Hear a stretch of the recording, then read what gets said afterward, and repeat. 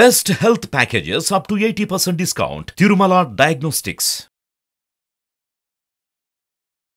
నమస్కారం శశికాంత్ గారు. నమస్తే నారాజ్ గారు. లగేజ్ బ్యాగ్లో ఒక 4 ఏళ్ల పిల్లాన్ని చంపి కుక్కేసి మరీ ఎలానంటే సార్ పోలీసులు కనిపెట్టారు కాబట్టి దానికి సంబంధించినటువంటి న్యూస్ ఇవాళ మనకు బయటకు వచ్చింది. ఏ రకంగా చూసుకున్నా కూడా హ్యుమానిటీ గ్రౌండ్ నుంచి ఒక తల్లి కన్న తల్లి ఈ విధంగా చేస్తుందనేటువంటి విషయం అసలు ఎలానంటే ఇలా కూడా ఉంటారా మనుషులు అని ఒకవైపు ఆవేదన, ఒకవైపు కోపం. సొసైటీ ఏ రకంగా మారిపోతుంది అనేటువంటి దానికి ఇటువంటి అంటే ఫర్దర్గా కూడా ఇటువంటి వాటి మీద అమ్మ అని ఎవరినైనా పిలవాలన్నా కూడా కొంతమందికి అసహ్యం కలిగేలా చేసేటువంటి చర్య ఇది. ఏం జరిగింది అని పోస్ట్ మార్టం రిపోర్ట్ అసలు ఏం చెప్తుంది? మీరు చెప్పింది 100% కరెక్ట్ అండి. ఒక తల్లి అన్న పేరుకే ఈమె మచ్చ తెచ్చింది. సుష్నా సేతన్ 32 years ఓల్డ్ లేడీ లిటరల్గా కొడుకుని చంపేస్తాం జరిగింది. వీ విల్ డిస్కస్ హౌ అన్నది. 2010లో షీ గాట్ మ్యారీడ్ అండి. ఓకే, 2022లో షీ గాట్ డివోర్స్డ్. ఆమెకు ఒక 4 years బాబు ఉన్నాడు. వీళ్ళందరూ కూడా భర్తతోటి జకార్తాలో ఉన్నారు. సుష్నా సేత్ వాళ్ళ భర్త ప్లస్ బాబు అందరూ కూడా జకార్తాలో ఉండేవాళ్ళు. 2022లో వీళ్ళకి గొడవ అయ్యి డైవర్స్ తీసుకుంటాం జరిగింది. డైవర్స్ పేపర్స్ కూడా వచ్చేసాయి వీళ్ళకి. She flied away to India. ఇండియాకి వచ్చేసింది. ఆయన హస్బెండ్ అక్కడే ఉన్నాడు. ఓకే, సో ఇండియాకి వచ్చిన తర్వాత ఇప్పుడు ఏ తండ్రి అయినా కూడా కొడుకుని కలవాలనుకుంటాడు, రైట్? సో ఈ తల్లికి ఎంత స్వాతంత్రం ఉంటుందో తండ్రికి కూడా అంతే హక్కు ఉంటుంది పిల్లల మీద. ఇది ఈమె మర్చిపోయింది కంప్లీట్గా. She neglected. అంటే డైవర్స్ తీసుకోగానే జనరల్గా కూడా డైవర్స్ తీసుకోగానే తల్లులు ఏమనుకుంటారంటే ఇంకా తండ్రికి నా పిల్లలకి సంబంధం లేదు అన్న ఫీలింగ్లోకి ఇప్పుడు వెళ్ళిపోతున్నారు. ఈ ట్రెండ్, ఈ జనరేషన్ నేను డైలీ చూస్తుంటా కేసెస్ కాబట్టి చెప్తున్నాను మీకు. ఓకే, జనరల్గా కూడా డైవర్స్ తీసుకోగానే తండ్రికి ఇంకా నా పిల్లలతో సంబంధం లేదన్నట్టుగా ఉంటున్నారండి. That is fact. ఇవాళ సుష్నాది బయటకు వచ్చింది. బయటకు రాని కేసులు నేను డైలీ చూస్తూ ఉంటా. ఓకే, ఒక్కసారి డైవర్స్ తీసుకున్నారంటే నా పిల్లలతో ఇంకా ఆయనకి సంబంధం లేదు. ఆయన కూడా పిల్లలతో కూడా డైవర్స్ తీసుకున్నట్టు వీళ్ళు ఫీల్ అవుతూ ఉంటారు. సేమ్ అదే జరిగింది కేసులో. So father has applied for child custody. Father child కస్టడీకి అప్లై చేసిన తర్వాత కష్టంగా 2 years తర్వాత మొన్న ఆర్డర్స్ వచ్చినాయి. ఇది కస్టడీ రాలే కానీ చైల్డ్ కస్టడీ వేసినప్పుడు ఏం చేస్తారంటే జనరల్గా అందులోనే ఇంకొక అప్లికేషన్ వేస్తారు. కస్టడీ ఎప్పటికి వస్తుందో తెలియదు. ఆ లోపు నేను నా కొడుకుని చూసుకోవాలని ఒక అప్లికేషన్ వేసాడు తండ్రి. వేస్తాంతో మొన్న కోర్టు ఆర్డర్స్ పాస్ చేసింది బెంగళూరులో. ప్రతి సండే 10 నుంచి 4 వరకు తండ్రి కొడుకుని కలవచ్చు లేదా చూడొచ్చు. ఇప్పుడు అవుట్ ఆఫ్ కంట్రీ ఉంటే జనరల్గా వీడియో కాల్ చేస్తారు. ఒకవేళ కంట్రీలోనే ఉంటే దే కెన్ మీట్. ఓకే, ఆ ఆర్డర్స్ పాస్ అయినాయి.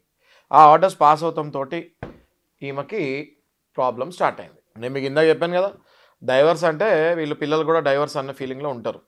ఎవరైతే అంటే నేను జనరలైజ్గా ఏది చెప్పట్లేదు నాగరాజు గారు, ఇదంతా కూడా పర్సంటేజెసా. సో ఈమె సడన్గా ఆర్డర్ చూసేసరికి షీ గాట్ మ్యాడ్, పిచ్చిది అయిపోయింది. ఓకే, అరే నా కొడుకు ఇంకా డైవర్స్ అయిపోయింది, ఇంకా జీవితంలో వాడి ముఖం చూడక్కర్లేదు అనుకున్నా నేను. అట్లాంటిది ఇప్పుడు మళ్ళీ నా కొడుకుని ప్రతి ఆదివారం ఆయనకు చూపించాలా? ఎందుకంటే ఈమె డైవర్స్ తీసుకుంది కదా. సో కొడుకుని చూపించాలంటే అది కుదరని పని ఆమెకి, రైట్? అట్లా ఉంటారు సాడిస్టులు. ఓకే, సో ఈ January 6th కొడుకుని తీసుకొని గోవాకి వెళ్ళింది. నార్త్ గోవాకి వెళ్ళింది అమ్మ. నార్త్ గోవాకి వెళ్ళి ఒక సర్వీస్ అపార్ట్మెంట్ తీసుకుంటాం జరిగింది. నార్త్ గోవాలో సర్వీస్ అపార్ట్మెంట్లో 6th ఉంది. 7th బాగా ఆలోచించింది ఏం చేయాలి అని. మొదటిగా ఆమె కూడా సూసైడ్ చేసుకుందాం అనుకుంది. ఓకే, పిల్లోడిని వదిలేద్దాం అనుకుంది. అసలు నేను ఈ పిచ్చెక్కిందే నా కొడుకుని నా భర్త అదే మాజీ భర్త చూడకూడదని కదా, నేను చచ్చిపోతే ఏం లాభము అని కొడుకుని చంపేయాలని ప్లాన్ చేసింది. అక్కడ ఆమె సైకలాజికల్ కండిషన్ పిచ్చిది అయిపోయింది. షీ వెంట ఇంటూ ఆ ఈగో. చూడండి, ego is up to the peaks అంటారు కదా, ఆ ఈగో పీక్స్కి వెళ్ళిపోయి నా భర్తకి ఎట్టి పరిస్థితుల్లో నా కొడుకుని చూపిను అని గోవాలో 4 ఏళ్ల పసోడిని దిండేసి స్ట్రాంగులేట్ చేసి చంపిస్తాం జరిగింది. ఆ ప్రాసెస్లో ముక్కు నుంచి చెవుల నుంచి ఆ చిన్న పసోడికి బ్లడ్ వస్తాం జరిగింది. అయితే ఈ పసోడిని చంపేసిన తర్వాత ఈమె కూడా చచ్చిపోదాం అనుకొని కొంచెం ఇక్కడ కట్ చేసుకుంది అని విన్నాం మనం. ఓకే, రిస్ట్ కట్ చేసుకుందని విన్నాము. మళ్ళీ అంతలో ఏమైందో తెలియదు, రిస్ట్ కట్టేసుకొని బ్యాండ్ చేసేసుకొని లేదు అని చెప్పి అక్కడ ఏదైతే బ్లడ్ స్టెయిన్స్ పడ్డాయో పిల్లవాడిది అవి తుడిసేసి నీట్గా ఒక పెద్ద లగేజ్, అందులో పెద్ద సూట్ కేసులో బాడీని పెట్టి నీట్గా ఆ సూట్ కేసు తీసుకొని అక్కడ డోర్ దగ్గర పెట్టి ఫోన్ చేస్తాం జరిగింది రిసెప్షన్కి. ఏ రోజు? 7th రోజు. 8th మార్నింగ్ నాకు అర్జెంటుగా క్యాబ్ కావాలి, నేను బెంగళూరుకి వెళ్ళిపోవాలి అని. హోటల్ వాళ్ళు క్యాబ్ మీకు చాలా ఎక్స్పెన్సివ్ అవుతుంది మేడం, మీకు క్యాబ్ చాలా ఎక్స్పెన్సివ్ అవుతుంది, మీరు ఫ్లైట్ బెటరు, ఫ్లైట్ రేట్స్ బాగున్నాయి ఇప్పుడు అని చెప్తే, ఈ ఫ్లైట్ అంటే చెకింగ్ చేస్తారు కదా, రైట్? సో లేదు నేను చెప్పేదేనండి, నాకు క్యాబ్ కావాలి, డోంట్ ఆర్గ్యూ విత్ మీ అని రఫ్గా మాట్లాడి పెట్టేసింది. ఇంకా హోటల్ వాళ్ళు ఆమె ఆర్డర్ ప్రకారం క్యాబ్ బుక్ చేస్తాం జరిగింది. తెల్లారి 8th రోజు మార్నింగ్ ఆమె ఆ బాడీ పెట్టిన సూట్ కేస్ తీసుకొని బయటకు చెక్అవుట్ అవుతాం జరిగింది. చెక్అవుట్ అయ్యి ఆ క్యాబ్ ఎక్కుతాం జరిగింది. చెక్అవుట్ అయిన తర్వాత ఈమె బెంగళూరుకి ప్రయాణం స్టార్ట్ అయింది. చెక్అవుట్ అయిన తర్వాత అందులో వెయిటర్, జనరల్గా చెక్అవుట్ అయిన రూమ్స్ అన్నిటిని క్లీన్ చేస్తారు, రైట్? సో అందులో వెయిటర్ వచ్చి లోపల క్లీన్ చేస్తూ ఉంటే ఈమె కంగారులో బ్లడ్ స్టెయిన్స్ మొత్తం తుడలేదు. కొన్ని బ్లడ్ స్టెయిన్స్ అలాగే ఉన్నాయి, ఫ్రెష్ బ్లడ్ స్టెయిన్స్ అలాగే ఉన్నాయి. దాంతో ఈయనకు డౌట్ వచ్చింది. ఓకే, ఈయనకు డౌట్ వచ్చేసి ఇమీడియట్గా హోటల్ మేనేజ్మెంట్కి ఇన్ఫామ్ చేస్తాం జరిగింది. ఎప్పుడైతే హోటల్ మేనేజ్మెంట్కి ఇన్ఫామ్ చేస్తాం జరిగిందో వెంటనే వాళ్ళు లోకల్ పోలీస్, నార్త్ గోవాలో లోకల్ పోలీస్ స్టేషన్కి చెప్తాం జరిగింది. ఆ పోలీసు వాళ్ళు వచ్చి వీళ్ళు దిగిన సర్వీస్ అపార్ట్మెంట్లో ఇన్వెస్టిగేషన్ స్టార్ట్ చేసి సీసీ కెమెరాస్ చూస్తే అందులో వచ్చేటప్పుడు బాబు ఉన్నాడు, వెళ్ళేటప్పుడు బాబు లేడు. వెంటనే ఏ క్యాబ్ అయితే బుక్ చేశారో ఆ క్యాబ్ డ్రైవర్కి ఫోన్ చేస్తారు పోలీస్ వాళ్ళు. ఫోన్ చేసి అక్కడ కొంకణి, లోకల్ లాంగ్వేజ్ కొంకణిలో మాట్లాడటం జరిగింది. ఓకే, ఏమని? ఈమెతో పాటు బాబు ఉన్నాడా లేడా అని. బాబు లేడు అని చెప్పాడు. వెంటనే నీ ఫోన్ వెనకాల సీట్లోకి ఇవ్వు అని చెప్పాడు పోలీస్. వెనకాల సీట్లో ఆమెకి ఫోన్ ఇస్తాం జరిగింది. ఆమె ఫోన్ తీసుకొని చెప్పండి అంటే పోలీసు వాళ్ళు మీ బాబు ఎక్కడా అని అడిగారు. అయితే ఈమె ఏం చెప్పింది తెలివిగా, గోవాలోనే మా ఫ్రెండ్ ఉంటుంది, నేను వాళ్ళ ఇంట్లో వదిలేసి వెళ్తున్నాను అని చెప్పింది. ఆ అడ్రస్ కూడా ఇస్తాం జరిగింది. పోలీసు వాళ్ళు వెంటనే అడ్రస్ని ట్రాక్ చేశారు. అక్కడ ఆ ఫ్రెండే లేదు, అసలు గోవాలో ఈమెకు ఫ్రెండ్సే లేరు. సో వెంటనే మళ్ళీ పోలీసు వాళ్ళు ఏం చేశారు, ఆ క్యాబ్ డ్రైవర్కి కాల్ చేసి నీ కారు వెంటనే డైవర్షన్ తీసుకొని దగ్గరలో ఉన్న పోలీస్ స్టేషన్కి తీసుకెళ్ళిపో, ఏమైంది ఏంటి అని నన్ను ఏం అడక్కు అని కొంకణిలో మాట్లాడేసరికి ఈయన కూడా కొంకణిలో ఆన్సర్ ఈమెకు అర్థం కాలేదు, ఏదో వేరే ఫోన్ కాల్ అనుకుంది. స్ట్రైట్ అది గోవా నుంచి బెంగళూరుకి వచ్చేలోపు ఆ పోలీస్ స్టేషన్కి దారిలో తీసుకెళ్ళిపోయాడు. తీసుకెళ్ళేసరికి అందులో లగేజ్ ఓపెన్ చేశారు పోలీసు వాళ్ళు. షాక్ తిన్నారు, నిగ్గరపోయారు ఇందులో ఆ బాడీని చూసి. ప్లస్ ఇమీడియట్గా ఆమెని కస్టడీలోకి తీసుకుంటాం జరిగింది. తీసుకున్న తర్వాత ఆ బాబు మృతదేహాన్ని అందులోంచి తీసి పోస్ట్ మార్టంకి పంపిస్తాం జరిగింది. అట్ ద సేమ్ టైం వాళ్ళ ఫాదర్కి కూడా కబురు పంపించారు. జకార్తాలో ఉంటాడు వాళ్ళ ఫాదర్. జకార్తాలో ఫాదర్కి కూడా కబురు పంపించాను, ఆయన కూడా బయలుదేరాడు అక్కడి నుంచి. అట్ ద సేమ్ టైం ఇక్కడ పోస్ట్ మార్టం రిపోర్ట్ వస్తాం జరిగింది. పోస్ట్ మార్టం రిపోర్ట్లో నిబ్బరపోయే నిజాలు బయటపడ్డాయి. ఆ అబ్బాయిని ఎలా చంపాలో తెలియక ఫస్ట్ ఒక క్లాత్ తోటి పీక పిసుకుతాము, ఆ తర్వాత మళ్ళీ దిండు తీసుకొని మళ్ళీ ముఖం మీద పెట్టి నొక్కుతాము. ఓకే, సో నానా రకాలుగా ఆ అబ్బాయిని హింస పెట్టి ఈమె చంపటం జరిగింది. స్ట్రాంగులేషన్ అండ్ స్మాదరింగ్ అని పోస్ట్ మార్టం రిపోర్ట్లో ఈ 2 వర్డ్స్ వాడారు. స్ట్రాంగులేషన్ అండ్ స్మాదరింగ్ అంటే పీక పిసుకుతాము, ప్లస్ స్మాదరింగ్ అంటే పిల్లో వేసి నొక్కుతాము. ఓకే, దీంతో అబ్బాయి అక్కడికక్కడ స్పాట్ డెడ్ అయ్యాడు అనేసి రిపోర్ట్స్ ఇస్తాం జరిగింది. ఈ ఫాదర్ ఎంతో ఆశలతోటి నాకు కోర్ట్ ఆర్డర్ వచ్చింది కదా, నేను ఇంకా నా కొడుకుని నేను కలవచ్చు, వారం నేను వీడియో కాల్లో చూడొచ్చు, లేదంటే కలవచ్చు అనుకునేసరికి ఆయన చేతిలో పోలీసు వాళ్ళు మృతదేహం పెడతాం జరిగింది. దాంతో ఈ ఫాదర్ కూడా షాక్లోకి వెళ్ళిపోయాడు, ఏ కైండ్ ఆఫ్ ట్రామాలోకి వెళ్ళిపోయాడు. ఆయన ఇందులో నుంచి కోలుకుంటాం చాలా కష్టంగా ఉంది.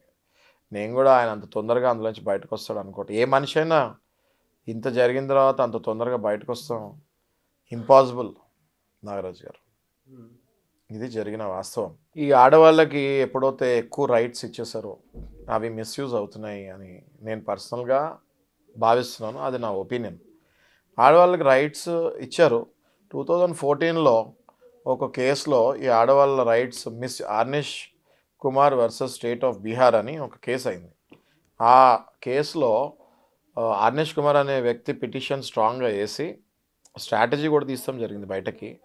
అదే కేసుని తీసుకొని సుప్రీంకోర్టు ఒకసారి చిన్న రీసెర్చ్ లాగా కండక్ట్ చేస్తే మోర్ దెన్ 85% ఆఫ్ కేసెస్ ఆడవాళ్ళు వేసేవి తప్పులు అని తెలుసుకొని ఎఫ్ఐఆర్ అన్నది అరెస్ట్ చేయకుండా జస్ట్ నోటీస్ ఇచ్చి పంపించేయండి, తర్వాత కోర్టులో చూసుకోండి అని చెప్పారు. 2014 నుంచి ఇట్లాంటివి అవుతున్నాయని చెప్పి కొంచెం రిలాక్సేషన్ చేశారు. కానీ అది సరిపోవట్లేదని నా ఉద్దేశం. ఇంకా వీళ్ళకి ఆడవాళ్ళకి ఏవైతే రైట్స్ ఇచ్చారో దాని మీద ఇంకా అబ్జర్వేషన్ పెరగాలి, ఇంకా రీసెర్చ్ చేయాలి. బికాజ్ మనం ఇప్పుడు ఉమెన్ ఎంపవర్మెంట్ అంటున్నాము, ఉమెన్కి ఈక్వాలిటీ ఈక్విటీ రెండు ఇస్తున్నాము, అయినా కూడా అది సరిపోవట్లేదా లేక ఉమెన్కి మోర్ రైట్స్ మనం ఇచ్చేసామా అన్న దాని మీద రీసెర్చ్ బాగా జరగాలి నాగరాజు గారు. వెస్ట్రన్ కంట్రీస్లో women and men are treated in a equal way. మన దేశంలో ఉమెన్కి ఎంపవర్మెంట్స్ ఇచ్చేసి ఈక్వాలిటీ రైట్స్ ఇచ్చేసిన తర్వాత మిస్యూసేజ్ దాని మీద జరుగుతుంది కాబట్టే ఆర్నిష్ కుమార్ వర్సెస్ స్టేట్ ఆఫ్ బీహార్లో అరెస్ట్ చేయకుండా రిలాక్సేషన్ ఇచ్చారు. బట్ ఇది 2014లో, ఎగ్జాక్ట్గా ఇది 10 ఏళ్ళు అవుతుంది, 2024. మళ్ళీ దీని మీద రీసెర్చ్ జరగాలి. మళ్ళీ వీళ్ళకి ఇచ్చిన రైట్స్ యూసేజ్ మళ్ళీ స్టాటిస్టిక్స్ బయటకు తీసి దాన్ని ఎక్కడ అరికట్టాలో అక్కడ కట్టకపోతే మనం చాలా అన్యాయాలు చూస్తూ ఉంటామని నాకు అనిపిస్తుంది. నాగరాజు గారు ఆర్టిఫిషియల్ ఇంటెలిజెన్స్ కంపెనీకి ఈమె CEO లాగా పనిచేస్తుంది. ఇంతకుముందు డేటా సైంటిస్ట్ లాగా 12 ఏళ్ళు పనిచేసింది.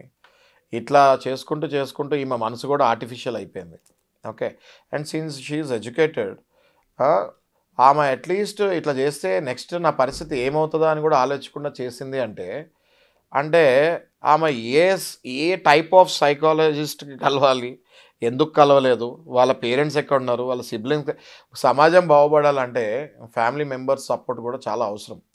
ఈ కేసులో నేను పర్టికులర్గా చూస్తే she is living independently without any one support. Okay, husband వదిలేసిన తర్వాత she is living independently with the son. So ఇందులో చాలామంది పాత్ర ఉంటే ఇది జరిగేది కాదు. సో ఇవాళ జాయింట్ ఫ్యామిలీస్ కాకుండా విడిపోతాం వల్ల ఇట్లాంటివి కూడా చాలా జరుగుతున్నాయని నేను పర్సనల్గా భావిస్తున్నాను. లీగల్గాను హ్యూమన్ యాంగిల్ నుంచి చూసినప్పుడు మీ ఒపీనియన్ ఏంటి సార్ అసలు దీని మీద? ఇప్పుడు ఇందులో రూల్ ఉందండి నాగరాజ్ గారు, father is the first natural Guardian for a child.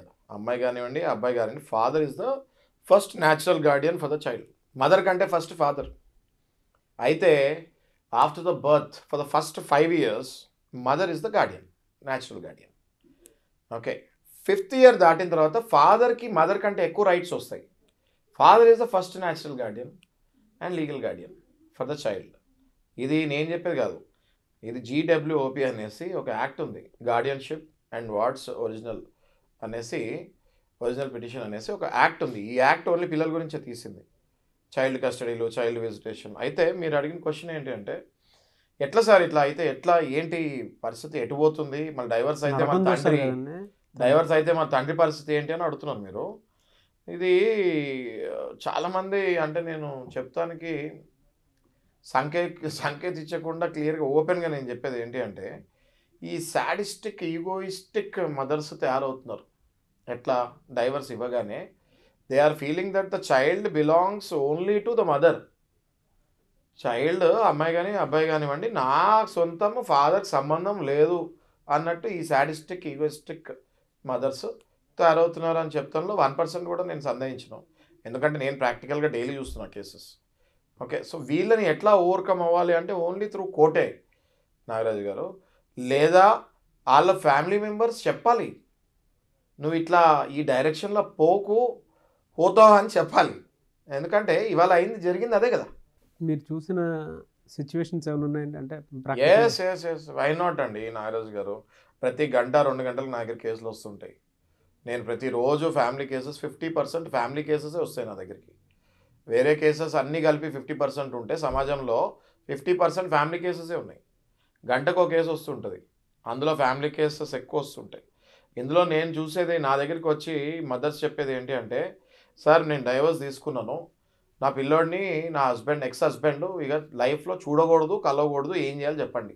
అదవద్దు, which is very bad, రకం కదండి, which is very bad. And అలా చెప్పిన వాళ్ళందరికీ కూడా నేను రీజన్స్ ఏంటి అని అడుగుతాను. ఓకే, అందులో కొంతమంది జెన్యూన్ రీజన్స్ చెప్తే అది అర్థం చేసుకుంటానికి ట్రై చేస్తాము, లేదంటే వాళ్ళకే అర్థం చేపిస్తానికి ట్రై చేస్తాను నేను. ఓకే, ఎందుకంటే ఫాదర్కి ఫీలింగ్స్ ఉండవా అండి, ఓన్లీ మదర్కే ఫీలింగ్స్ ఉంటాయి. That is very wrong. Motherlyhood, fatherlyhood రెండు both are same, both are called parents together. ఒకళ్ళకే పుట్టరు కదా పిల్లలు, రైట్? సో సమ్వేర్ ఈ ఈగోయిజము, ఈ పిచ్చి పీక్స్ తగ్గాలి అమ్మాయిలకి.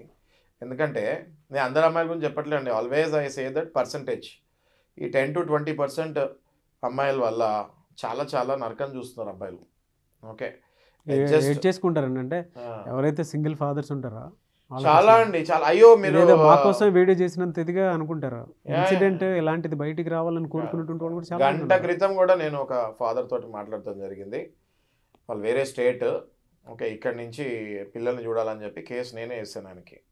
ఓకే, ఇద్దరు ఆడపిల్లలు, ఇద్దరు పిల్లల్ని కూడా చూసి 1 year అవుతుంది. ఆయన వైఫ్ అండ్ హస్బెండ్తో గొడవ అయ్యి ఆయనే వదిలేసి ఇల్లు ఏంటి సొంత ఇల్లు, ఆయన కొనుక్కున్న ఇల్లు కూడా వైఫ్ పేరు మీద రాసి వదిలేసి బయటకు వచ్చాడు. అయినా కూడా ఆయనని పిల్లల్ని కూడా చూపిస్తానికి గొడవ చేస్తున్నామా? అర్థమైంది నారాజు గారు? అంటే ఏ స్టేజ్కి వెళ్ళిపోతారంటేనండి వీళ్ళు, ఇండిపెండెన్స్ ఓవర్ ఇండిపెండెన్స్కి వెళ్ళిపోయి బ్యాలెన్సింగ్ అనే స్టేజ్ తప్పి మొత్తం నేనే, మొత్తం నాదే అన్న స్టేజ్కి కొంతమంది అమ్మాయిలు వెళ్ళిపోతాం వల్ల అబ్బాయిలు నరకం చూస్తున్నారు నారాజు గారు. ఓకే, సో వీళ్ళందరికీ కూడా నేను క్లియర్గా చెప్పేది ఏంటి అంటే, మీరు మారండి, please change your self, please consult a psychologist if you have a serious problem or a psychiatrist and try to change your self and get back to normal life అని రిక్వెస్ట్ చేస్తాం తప్ప ఏం చేసే పరిస్థితులు ఉన్నాం మనం. సెలబ్రిటీస్ కూడా wrong information, wrong messages సమాజంలో ఇస్తాం జరుగుతుంది. చిటుక్కున విడిపోతున్నారు, చిటుక్కున పెళ్ళి చేసుకుంటున్నారు, చిటుక్కున విడిపోతున్నారు. That is giving a very wrong sign to the society. Because మన అందరం కూడా సెలబ్రిటీస్ని ఒక అప్ టు మార్క్ అనుకుంటాము. Okay, and what kind of information are we giving? And ట్వీట్స్లో కూడా చాలా స్టైల్గా పెట్టి మరీ విడిపోతున్నారు, right? Today is our last day అని చెప్పేసి. Same thing is getting followed by the common public also. So we are in India, we have to follow the Indian society rules and regulations. ఒక సంస్కృతి ఉంది మనకి భారతదేశంలో. మన పాత సెలబ్రిటీస్ తీసుకుంటే చాలా చక్కగా వాళ్ళ జీవితం అంటే ఇలా ఉండాలి అని చూపించారు.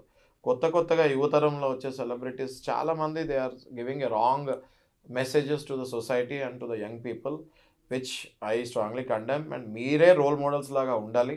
మిమ్మల్ని చూడండి వీళ్ళిద్దరు ఎంత బాగున్నారా అని కపుల్స్ జెలస్ ఫీల్ అయ్యి వాళ్ళు కూడా కలిసి ఉండేలాగా చూడాలి. కానీ మీరే వాళ్ళకి ఇదిగో ఇలా విడిపోవచ్చు, ఇదిగో ఇలా తిట్టుకోవచ్చు, ఇదిగో ఇలా స్ట్రాంగ్గా ఈగో ఫీలింగ్ ఉండాలి అని చూపిస్తే what kind of message you're going to the society అన్నది.